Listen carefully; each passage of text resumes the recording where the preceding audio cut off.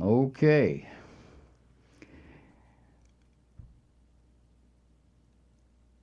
We live, I do, you don't.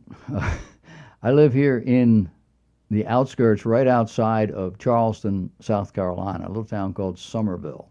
Summerville is at the top of the hill coming up away from Charleston. It's about 70 feet above sea level. It's a place where Charlestonians used to summer because you get up away from the lowlands and there's a breeze. And it's very warm and pleasant here. I have appreciated that. But Charleston became famous not that long ago, or infamous, with a young fella who went into one of our churches, a black church downtown. As a matter of fact, if you sign up for the Bible Institute when you are taking your courses, when you are watching the uh, lectures, behind me, where you see the sign that says Bible Forum, you will see a picture of Charleston. And you can see Mother Emanuel AME Zion Church in that picture. It's not the large church that kind of dominates that side, left side of the picture. It's one that faces the road that runs to the down toward the water. You can't tell it's a church, so it has a steeple. Anyway, young fellow went in there. He sat for 1 hour while the pastor conducted services on a Wednesday night. There were, I don't know, 10, 12, 15 people in there. I'm not sure how many. At the end of that time is when he stood up and took out his gun and proceeded to shoot people, killed a bunch of people. It brought this community together in a way that no one remembers. And it's only been a year. I think the anniversary is just coming up at the end of April. And it still resonates. And when people talk about this, there's a lump in the throat. There's a sense of, it was so horrific. Well, they had a celebration not too long ago, I think a week ago, where the mother of the not the mother, the wife of the slain pastor was there, and there were other folks there. They filled the place up. I mean, people went from all over. It was really neat. And in the course of this anniversary celebration, they had a couple of young ladies come up on the platform, up on the stage, I don't know what they call it, and dance. They called it spirit dancing. Have you ever heard of it? Have you ever seen it? If you watch these charismatic things, you probably have seen it. I had seen it, didn't know what it was called. But as I began to do some research in this area, I found that this is quite popular.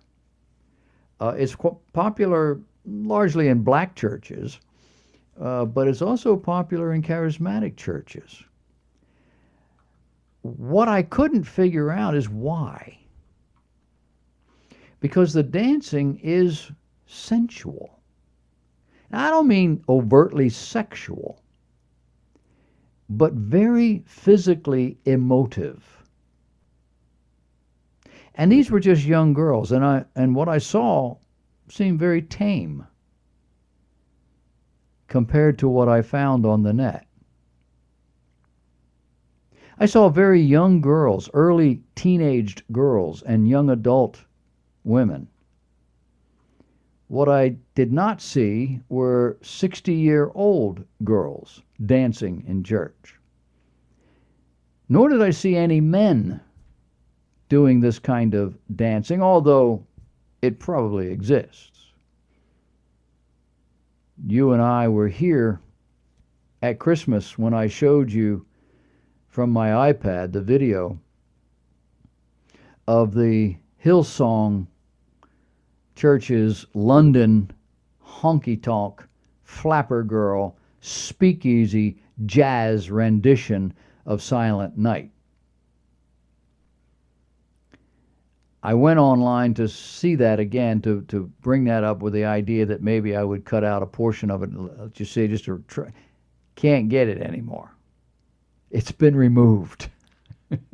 Because it's so bad? No. It's been removed, and the label has something about artistic rights.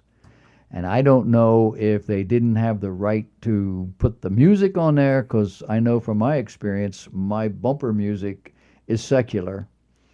And I had to cut it down to 10 seconds or less, or every video, every YouTube that had that music would get shut down.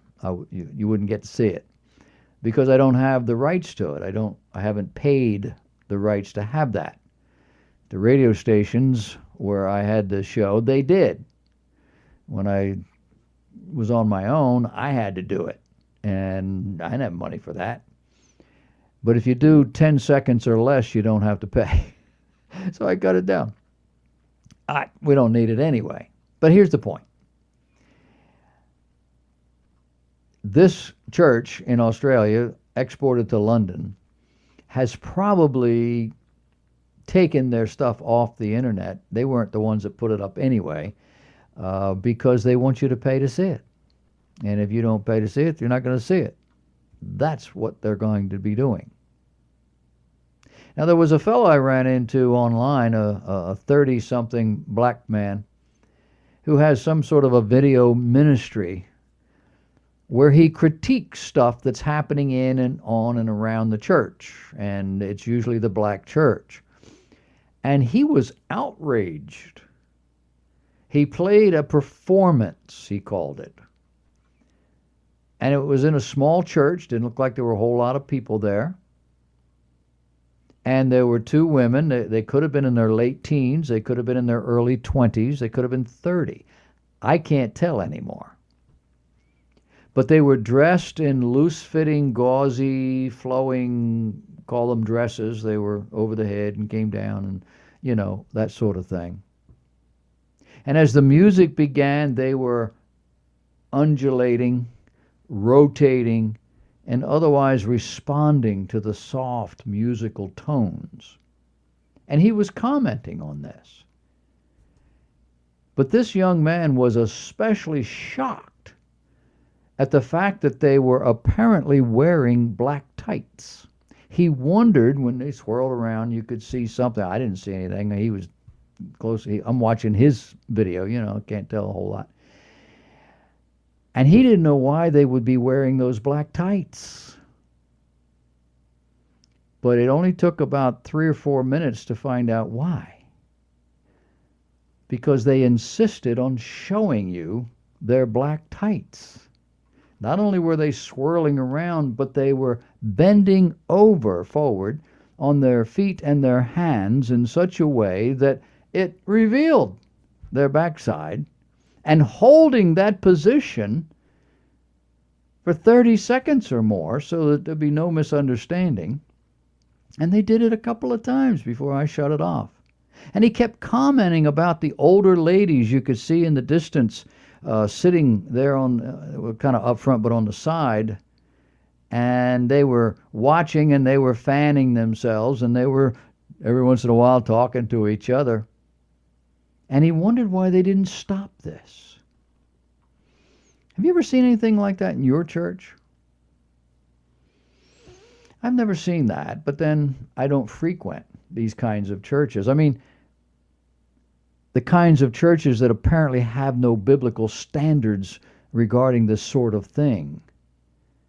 They call it praise dancing, spirit dancing, and it's supposedly rooted in the Bible because David danced before the Lord.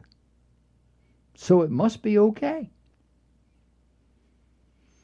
I need a sign. One of these days I'm going to get a sign back down, push a button, and the sign is just going to flash. A light's going to say, news flash. News, boom, boom, boom. David did this out of doors. It was a parade. He was leading a procession that included the freshly recaptured Ark of the Covenant. His wife thought it was disgusting, demeaning, that he was demeaning himself. It was an embarrassment. A man, the king, in front of this procession, in total abandonment to his feelings, not caring what anybody thought. It wasn't a holy behavior. It wasn't a spiritual behavior. Well, he was happy. He was joyous, and he was thankful to the Lord. But that's not the same. However, that's where charismatics and others go to get justification for doing this in church. But here's the thing. Worship of God is a far cry from a parade of any sort. Worship has always been a matter of the spirit, the heart. It is not necessarily a thing of the body, the flesh. And when you read about worship in the scriptures, it's carefully governed, controlled. This is how you do it. We get into this thing when sometimes we talk about the music. If you go look at the music in the temple, there were no drums, no cymbals, there were no clangy, jarring noises. They were all woodwinds, strings, soft stuff. One tribe, one family of one tribe was responsible for the music. They were the musicians. They were set aside just for that. Oh, well, they had trumpet. The trumpet called people to worship. It was jarring. It also called them to war. But in the temple, you didn't get that. Read it. You can't just do whatever you feel like doing and then call that worship. I guess you can, but you certainly can't expect God to accept it. You can't expect God to be pleased about it. The Bible tells us how to worship. And the Bible tells us that it's of the heart. A heart cleansed by God. A heart that must be in harmony with God, and the worship in harmony with the Word of God. The worship needs to be decent and respectable in all things. It must not demean the person that's worshiping, nor should it demean God. And it certainly must not inflame male passions. Well, I hear the women in the background say, "Oh, see, that's your problem. You look at that stuff and that's you, but that's your problem." Yeah, that is. The Bible regulates how human beings may approach God in worship.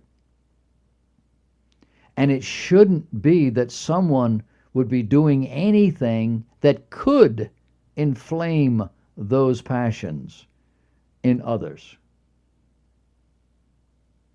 Psalm 24 talks about worship. Only those who have morally clean hands, a spiritually pure heart.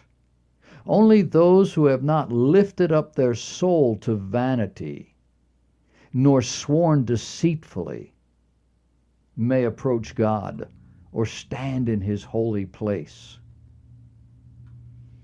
But God says there is a generation, there is a people group who are pure in their own eyes, holy by their own standards, and yet are not washed from their filthiness. Proverbs chapter 30. Moral, spiritual holiness, cleanliness is not a subjective thing. It's regulated by the moral standards of God. For it is He we are seeking to honor, to worship, to please, not the assembled crowd.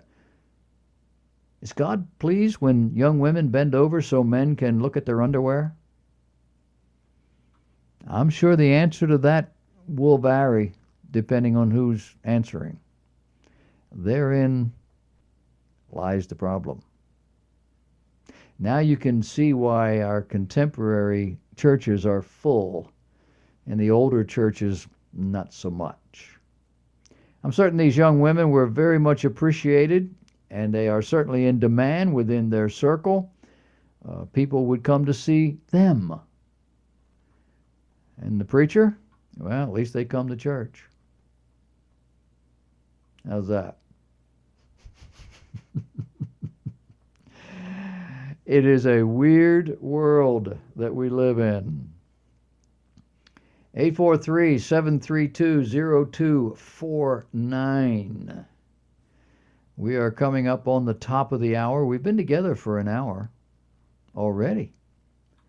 We're going to be talking in the next segment a little bit about evangelicals and this division that seems to be forming. The whole election cycle thing and all the rest of it is building off of this, and so we'll take a peek at that. And we've got some other things that we're going to be talking about as well. I want you to make sure that you sign up for the email. Send me an email. Tell me you're out there. Promise me you'll forward stuff that I put up there. Promise me that you will pray about what part you can have in this ministry. We still need some help. And God has been good, and God's people are some of the most special people on the planet. We'll be right back. I'm going to wrap up this segment and then start another video. Stay with me.